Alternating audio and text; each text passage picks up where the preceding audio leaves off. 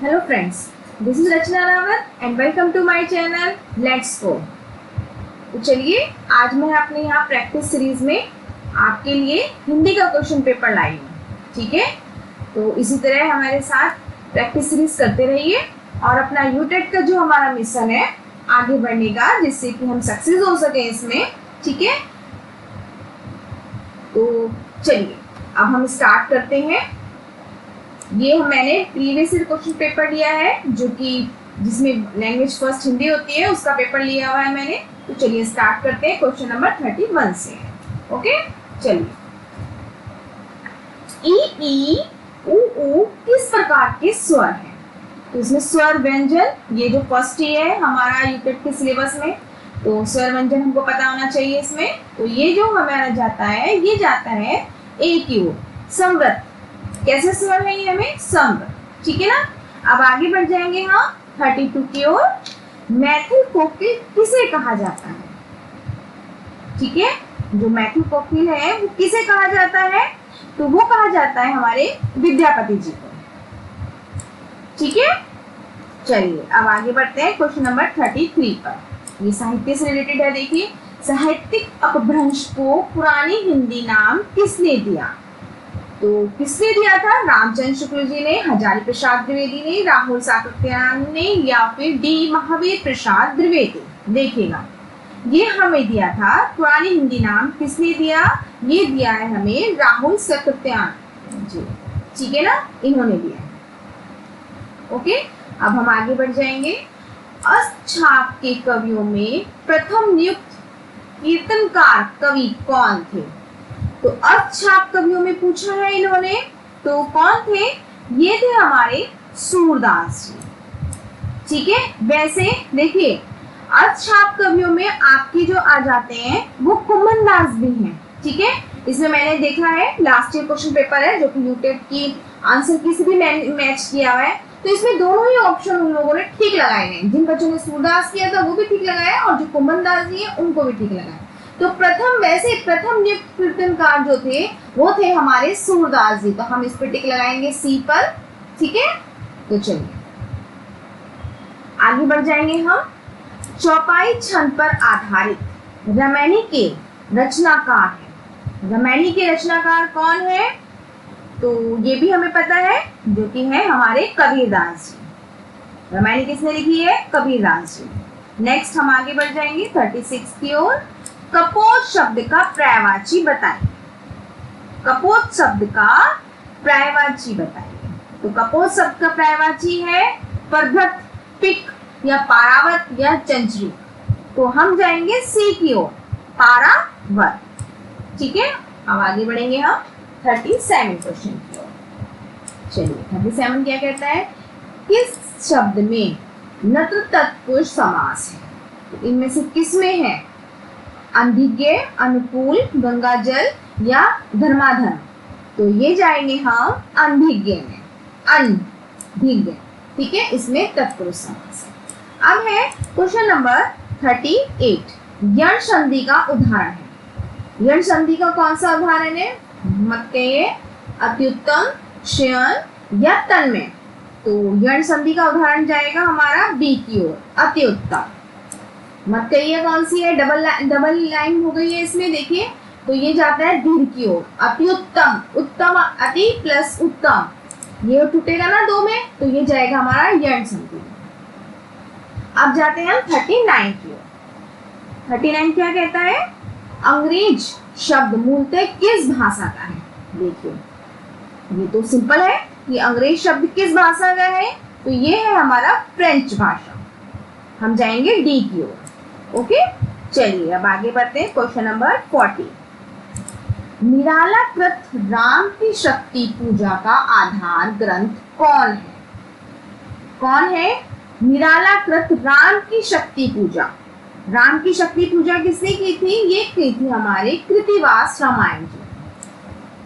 ठीक है, डी की ओर जाएंगे। चलिए आगे बढ़ते हैं क्वेश्चन नंबर 41 की ओर। चंद्र संकलक, मुक्त, निष्कलंक दोनों में समता कैसी है? किस प्रकार की समता है? उपपद में कौन सा अलंकार है? इसमें अलंकार पूछा है। तो कौन सा अलंकार है इसमें, हमें जाएंगे व्यक्तिरेख। कौन सा अलंकार है इसमें, व्यक्तिरेख, सी की ओर। अब हम आगे बढ़ जाएंगे 42 की ओर। द्विवेदी युग का नामकरण किसके नाम से हुआ? तो द्विवेदी का किससे हुआ था? Mahavir Prasad Dwivedi. B answer right. ठीक है, देखिए साहित्य से रिलेटेड क्वेश्चंस काफी पूछे जाते हैं हमारे यूटेट में। ठीक है, तो इसको आप अच्छे ढंग से करके जाइएगा। अब हम आगे बढ़ जाएंगे 43 क्वेश्चन की ओर। अधिकार सुख कितना मादक और स्वाधीन है? उक्त कथन जयशंकर प्रसाद के किस नाटक से लिया गया है? नाटक का नाम पूछा है, किस नाटक से लिया गया है? अधिकार सुख कितना मादक और स्वाधीन है? चंद्रगुप्त, स्कंदगुप्त, अजातशत्रु या ध्रुवस्वामी? तो ये लिया गया है हमारा स्कंदगुप्त से। B answer is right. ठीक है, चलिए अब हम आगे बढ़ जाएंगे। आगे क्या कहता है 44 क्वेश्चन, बोलगा से गंगा के लेखक का नाम बताइए। किसने लिखी है, मतलब इसके लेखक कौन है?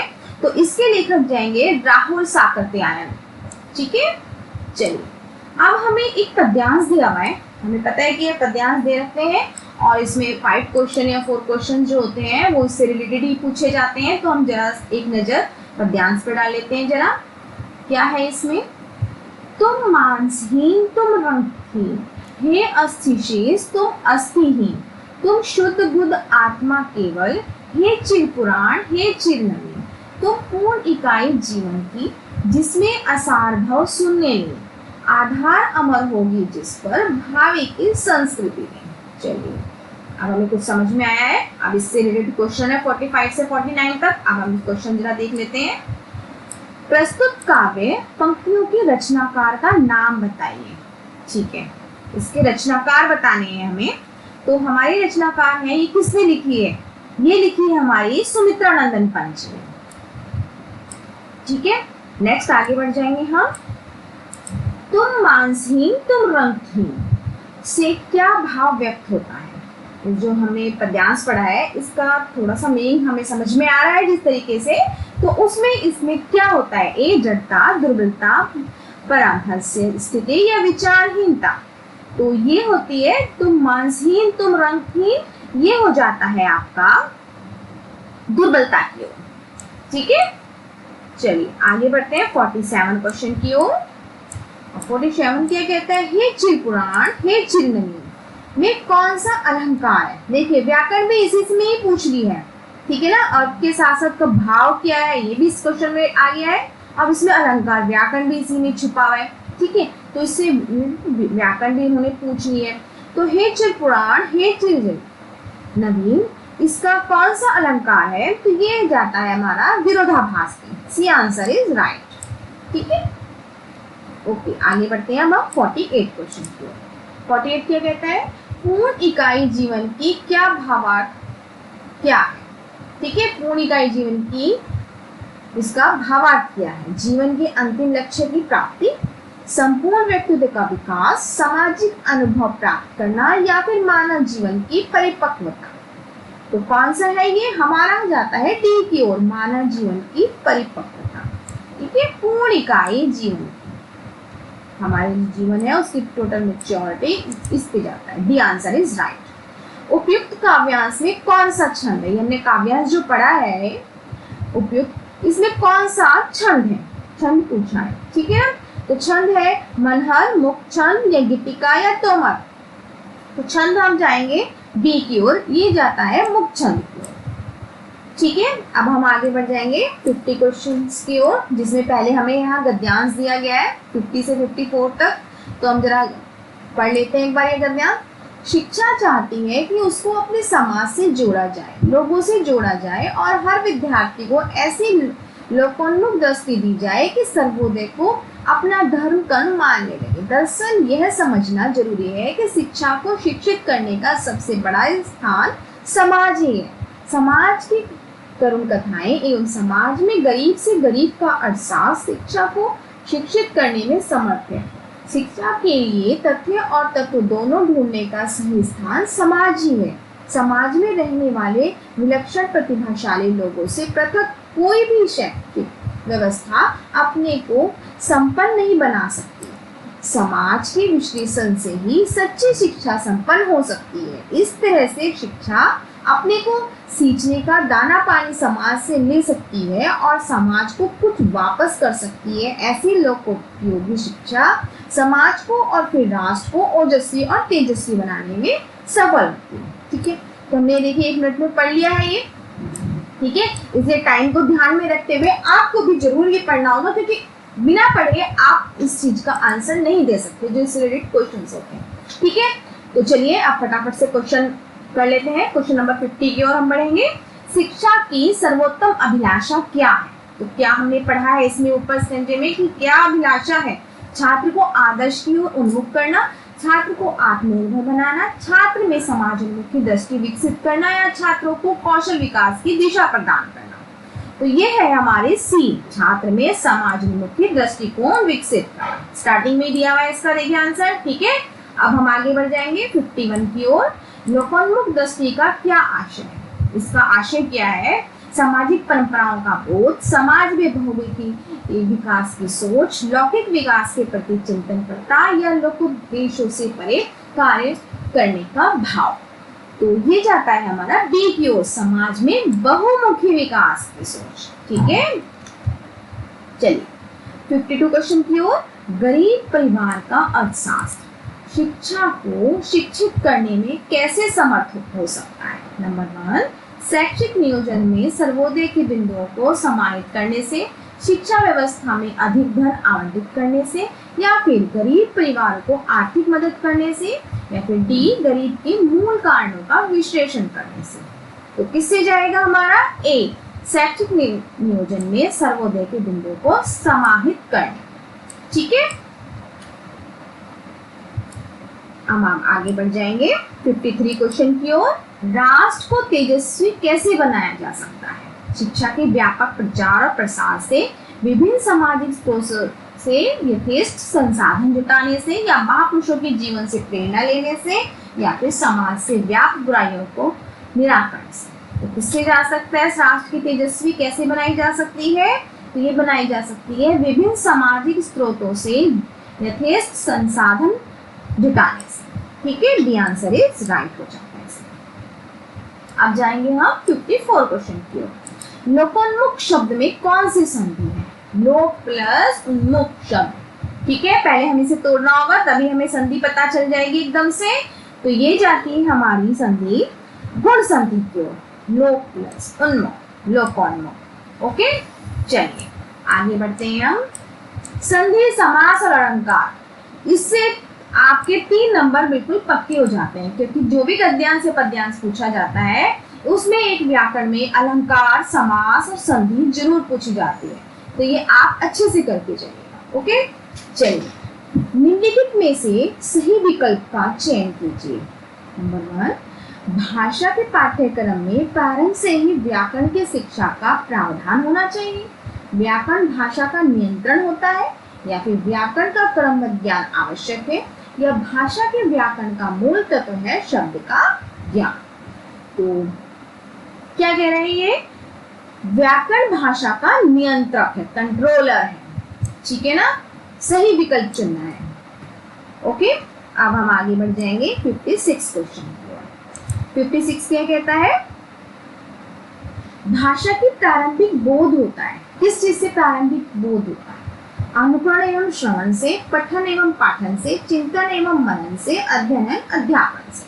तो हम अगर भाषा कैसे, हमें प्रारंभिक स्टार्टिंग कैसे, जब हम किसी को सुनेंगे या उसको फॉलो अप करेंगे, उसको देख देख के वैसा उसका अनुसरण करेंगे, उस तरीके से तो हम जाते हैं, भाषा अर्जित की जाती है फर्स्ट में, तो हम जाते हैं ए की ओर।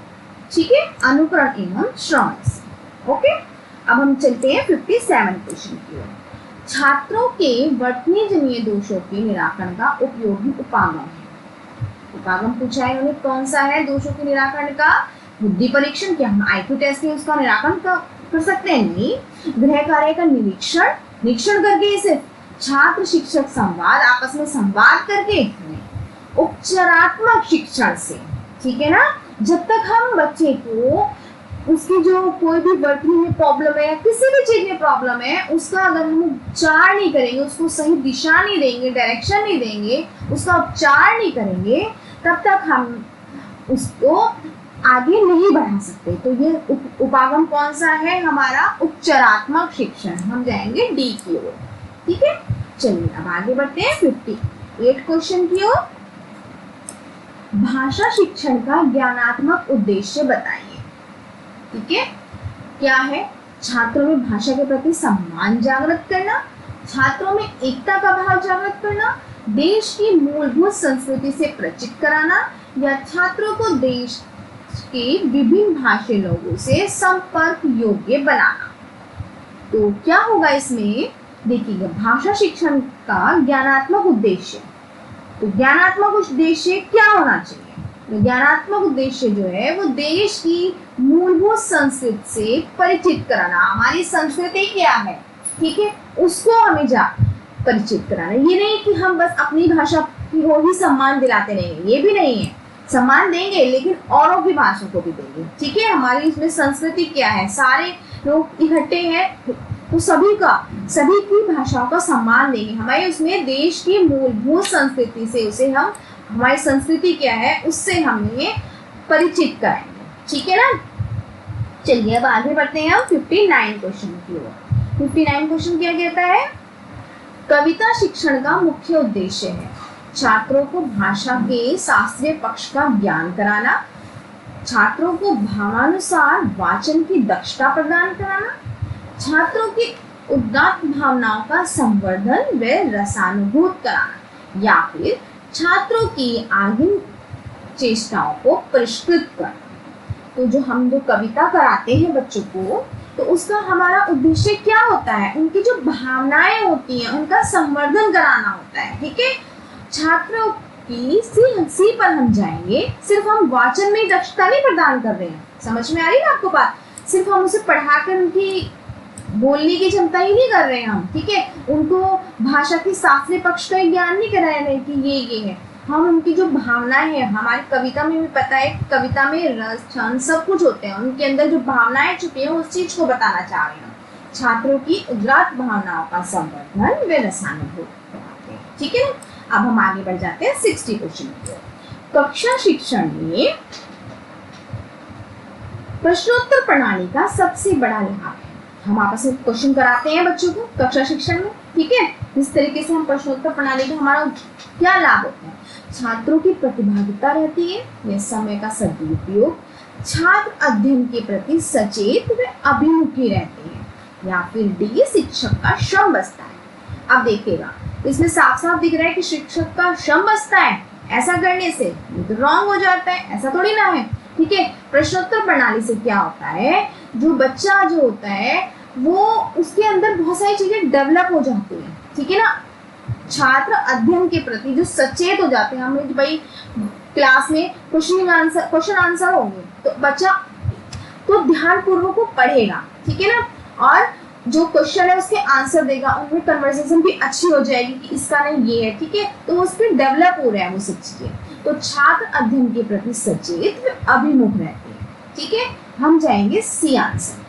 ठीक है, तो चलिए इस तरह मैंने अपनी इस प्रैक्टिस सीरीज में भी आपको 30 क्वेश्चंस कराए हैं। ठीक है, आई होप आपको मेरे सारे 30 क्वेश्चंस अच्छे से समझ में आए होंगे। ठीक है, तो हमारे साथ इसी तरह प्रैक्टिस सीरीज में बने रहिए। ठीक है, तो चलिए मिलते हैं अगली वीडियो में अपनी प्रैक्टिस सीरीज न्यू के साथ। Okay, till then bye bye. I hope आपको मेरी ये वीडियो पसंद आई होगी, तो लाइक कीजिए, शेयर कीजिए और सब्सक्राइब कीजिए। Thank you.